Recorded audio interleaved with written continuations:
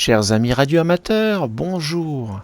Voici l'intervention de Serge F5SN durant le French Riviera Show du 7 octobre concernant l'impression 3D.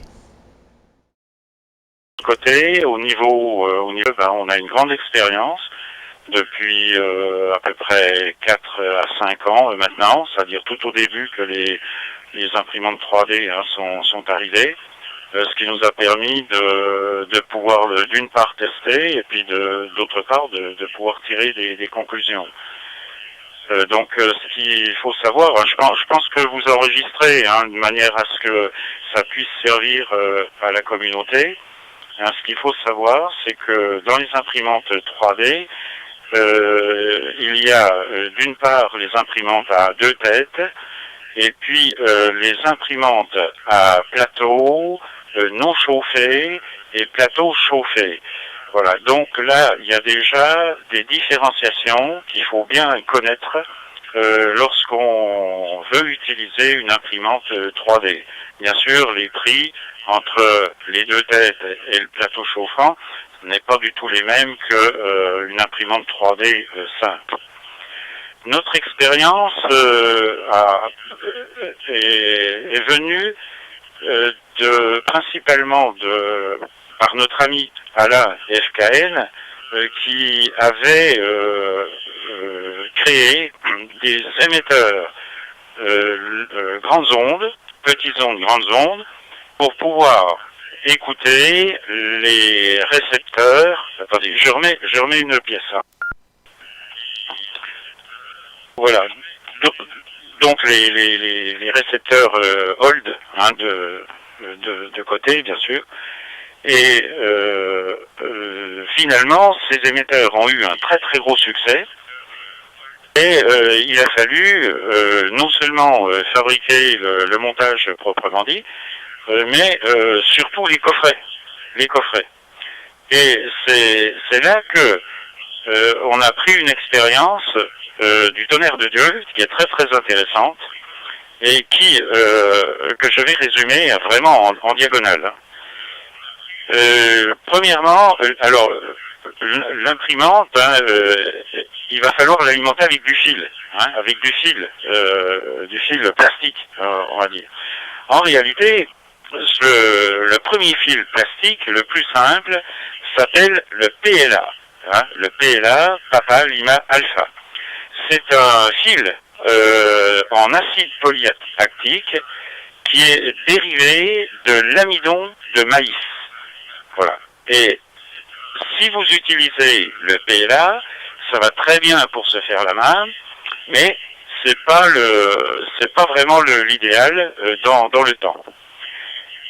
Utilisez de préférence le fil PETG, Papa, Echo, Tango, Golf, qui est du polyéthylène tétraftalate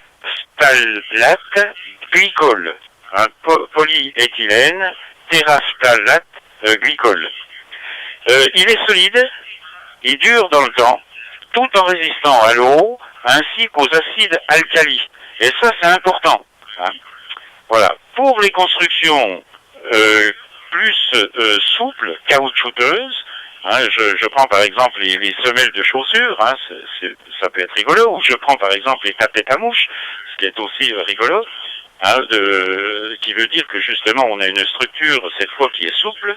Il faut utiliser le fil TPU, Tango, Papa, uniforme, c'est-à-dire du polyuréthane thermoformable. Polyuréthane thermoformable. Pour les impressions à deux têtes, à ce moment-là, il faut utiliser le type de fil IPS, Hotel, India, Papa, Sierra. Il sert de support pendant l'impression de volume creux.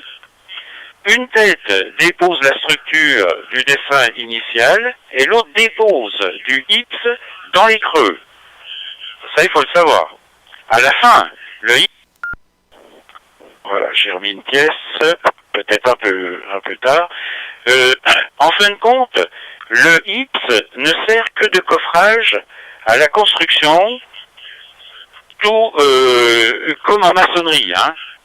Voilà, c'est pareil que de faire de la maçonnerie. Voilà.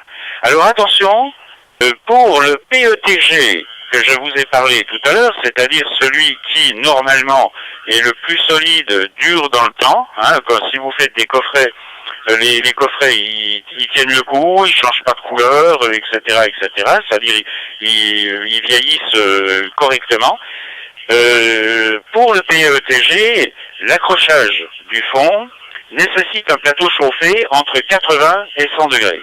Voilà, ça veut dire que quand vous utilisez du PETG, systématiquement, il vous faut un plateau chauffé sur votre imprimante 3D. Voilà. Le IPS que je vous parlais, en fin de compte, ça remplace les filaments ABS et PLA. Hein. Il y a encore 5 ou 6 ans en arrière, on parlait des filaments ABS PLA, mais là maintenant, tout ça a été remplacé par du IPS, justement par expérience, hein, ce qui a permis d'avoir comme je vous le disais, des structures solides et qui tiennent dans le temps. Alors quand je dis qui tiennent dans le temps, ça peut aller jusqu'à 10 ans. Hein. Je m'arrête là. Je pense que je vous ai donné suffisamment d'informations et ces informations proviennent bien sûr d'une expérience de 3D sur 5 années. Voilà. Et au Radio Club aussi.